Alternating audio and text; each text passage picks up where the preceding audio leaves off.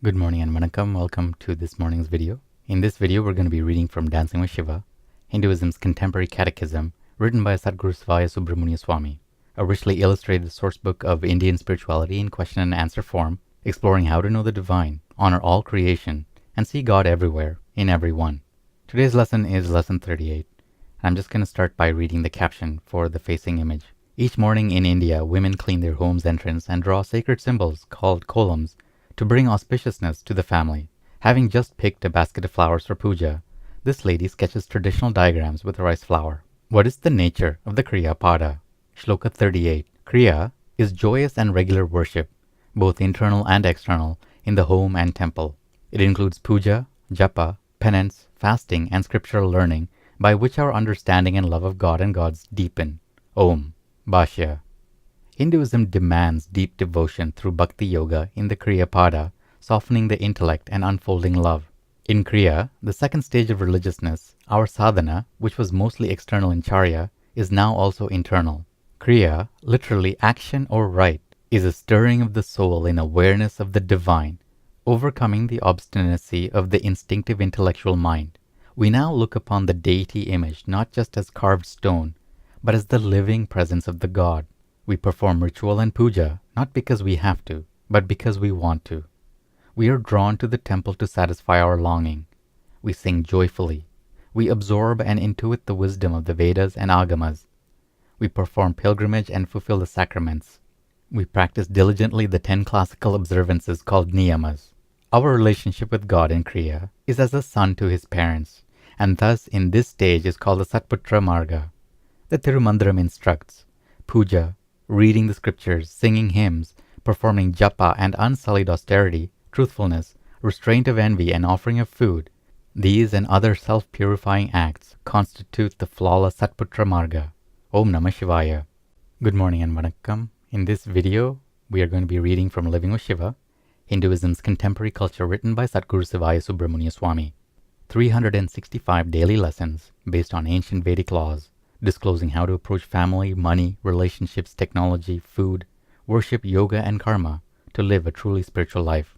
Today's lesson is lesson 38, and the topic is dana, giving.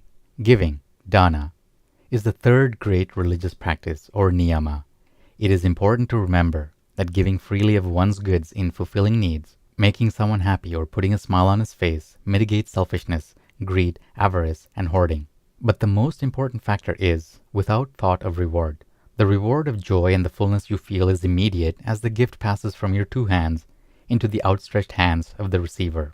Dana is often translated as charity, but charity in modern context is a special kind of giving by those who have to those who have not. This is not the true spirit of dana.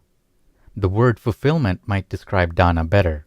The fulfillment of giving that wells up within the giver as the gift is being prepared and as the gift is being presented and released. The fulfillment of the expectancy of the receiver, or the surprise of the receiver, and the fullness that exists afterward are all a part of dana. Dashamamsha, tithing, too, is a worthy form of dana, giving God's money to a religious institution to fulfill with it God's work.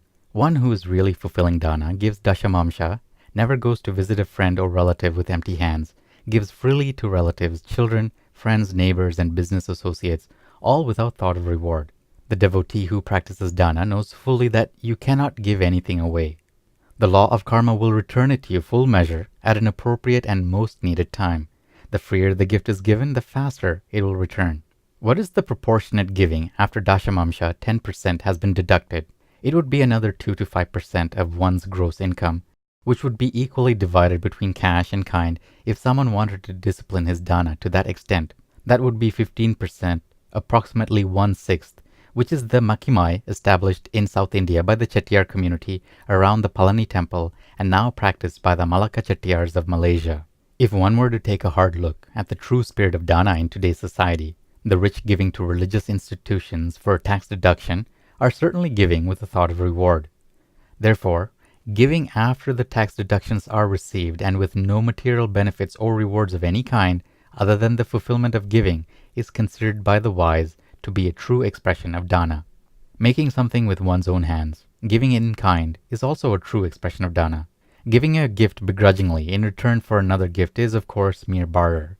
Many families barter their way through life in this way, thinking they are giving. But such gifts are cold, the fulfillment is empty, and the law of karma pays discounted returns. Sutra 38 of the Nandinada Sutras.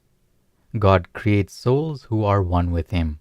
Shiva's followers all believe that each soul is created by Lord Shiva and is identical to Him, and that this identity will be fully realized by all souls when the bondage of Anava, Karma, and Maya is removed by His grace.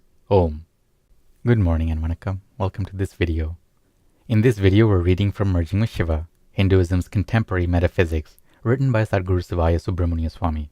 365 enlightenment lessons from a mystical master, revealing the depths of Raja Yoga, the clear white light, the states of mind, and the ultimate spiritual destiny of every seeker. Today's lesson is lesson 38, and the topic is remaining free, detached. As we move through the mind stays the same, just as the world stays the same as the traveler moves from city to city. Paris does not vanish when he enters New Delhi. It is still there. Others remain in the city and he can return. Fear does not disappear from the mind when we are blissfully fearless. Others still experience it. Our awareness has simply moved to a more refined area. Therefore, the goal is to make awareness totally free by not getting too magnetically attached to only a few of the many areas. If the traveler enjoys Paris and settles down there, he will never know the other cities of the world. We on the spiritual path must work hard at keeping ourselves detached from friends, places, habits. Only then can we keep awareness free enough to travel uninhibitedly through the sublime inner areas of the mind. Work on that every day. Observe when awareness gets so involved that it identifies with an experience. Then consciously tell yourself, I am not fear. I am awareness flowing in the area of fear, and I can move into other areas at will. Work at that. Strive for that simple ability to detach awareness from that which it is aware of. The rewards gained will be more than worth the effort. Be renewed by a change of your mind. Be renewed by releasing awareness from one area of the vast universe of the mind, drawing it back into its source, and releasing it again, sending it to another of the vast areas of the mind. And that's it for today's lesson. Thank you very much. Have a beautiful day, and I'll see you in the next video. Om Namah Shivaya.